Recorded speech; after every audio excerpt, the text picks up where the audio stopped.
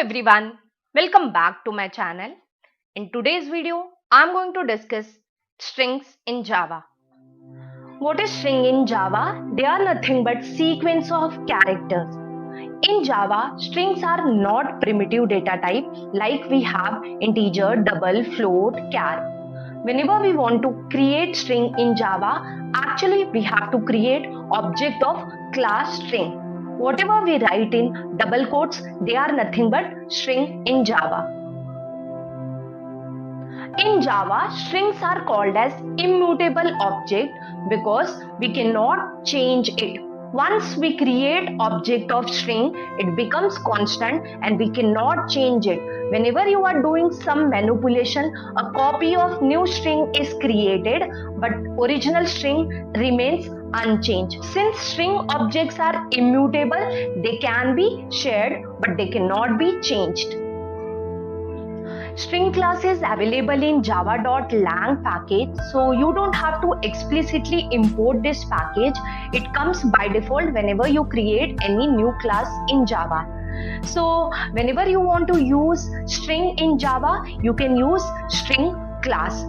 String is the only class in Java which supports operator overloading. What is operator overloading? A same operator will have what? Different meaning. So if I'm using plus operator with numbers, so it is going to give me what? Addition of that numbers. But if I'm using plus operator with string, it is going to give me concatenation of that string. So for example, if my first string is CS and second string is corner, then my result will be CS corner, which is nothing but concatenation of CS and corner. Just now I said that strings are immutable classes, but in Java we have two powerful classes. They are called as string buffer and string builder. Using that classes, you can manipulate your strings or your data. So for manipulating your strings, these two classes are most useful classes. I'm going to cover this topic in my upcoming videos. In Java, you can create string by using two methods. One is what? Using string literal, where we are going to use double quotes, and number two is what? Using new keyword, where we are going to create object of string class. So let's say this two way in detail. The most common way of storing string is what? Using string literal. So whenever you are enclosing your string in double quotes, they become what? String literal. So here you can see I have created three variable, and in that I am storing some string inside double quotes. So they are nothing but my string literal. CS corner, Java, C are string literal. Here C is not treated as character. Instead it is treated as string because it has been enclosed in double quotes. They have been stored somewhere in memory. So now let's see. When we create a string using string literal, JVM looks for the string in the string pool. String pool is nothing but memory where strings which are created using string literal are stored. And if any string is found with the same value, then what it does, it returns reference of that string instead of creating a new string. If the string is not found, then what it does, it creates a new string and it stores that string into the string pool. String pools are nothing but a memory which comes under Java heap. So here you can see I'm having CS corner, Java, and again CS corner, three values, but my two CS corner are pointing to a single value in my string pool because they are repeating. So whenever the values are repeated, they are pointed to the same value in the string pool. The problem with the string literal is that suppose there are 10 strings who are having the same value. So in memory, all the 10 variable or instances are going to point to the same value or same references. So what will happen if I want to have a different object with a same value? So in that case, what you can do, you can use a new keyword for creating string. You can create string object by using new operator or new keyword, just like you use new keyword for other objects in Java. Similarly, you can use new operator for string classes also. So if you are using new keyword for creating string, then what will happen, it is going to point to different objects in Java heap memory. So here you can see I'm having three variable S1, S2 and S3, and they are pointing to what different objects in heap memory. S1 and S3 are having same value, still they are pointing to different objects in memory, which was the problem happening with string literal. So if you want to have different objects in memory with the same values, then you can go for new keyword. I'm going to show you different constructors available. Okay, so I have created a project in IntelliJ, and in that I have added one class string intro.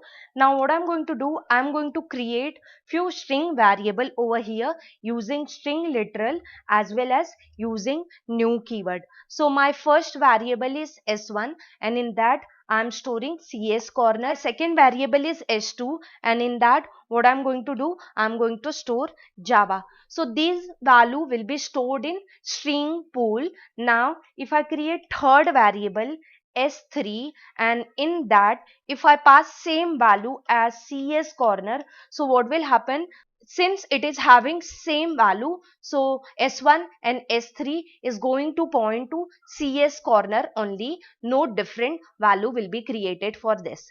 So these were the string literal. Now what I'll do, I'll use string constructor.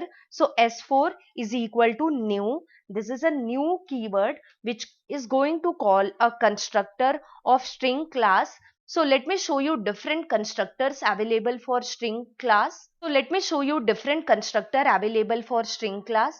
So here you can see this is nothing but Oracle documentation. You can refer this whenever you don't know what method to be used, where to be used, what parameter to be passed. So you can go to documentation of or Java language, and you can see how to use a particular method. So here is what different constructor available for my string. So you can see I can create empty string, or I can create string with a byte data, or I can create string with a ASCII value, or I can create string with what normal string, double quote string, or you can create string with string builder or string buffer.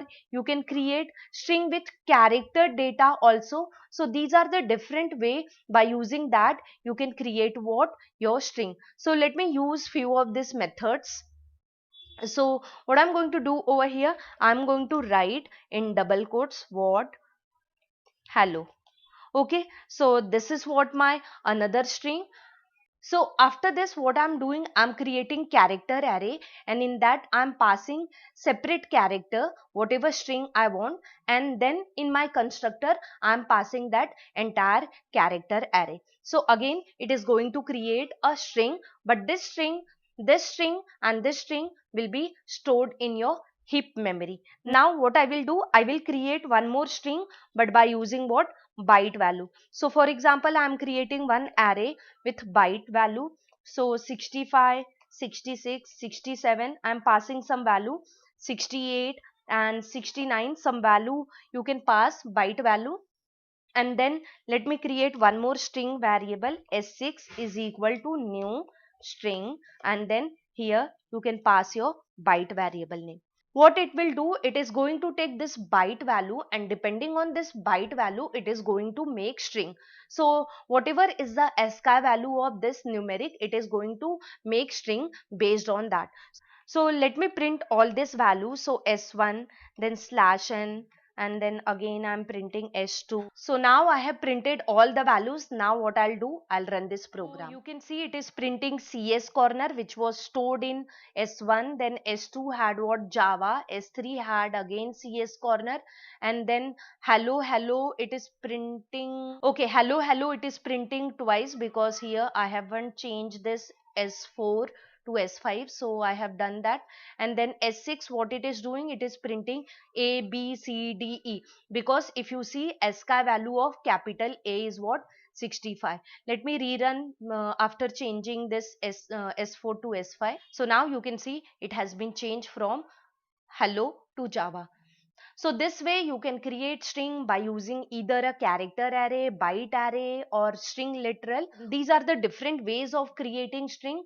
As per your requirement, you can create. S4, S5 and S6 will be stored in heap memory. S1, S2, S3, they will be stored in what? String pool. Okay, so that's all for today's video. I hope you all have understood what is string. In my upcoming video, I'm going to discuss different methods of string. Friends, if you like the way I am teaching and my coding style, then quickly subscribe to my channel and don't forget to press this bell icon.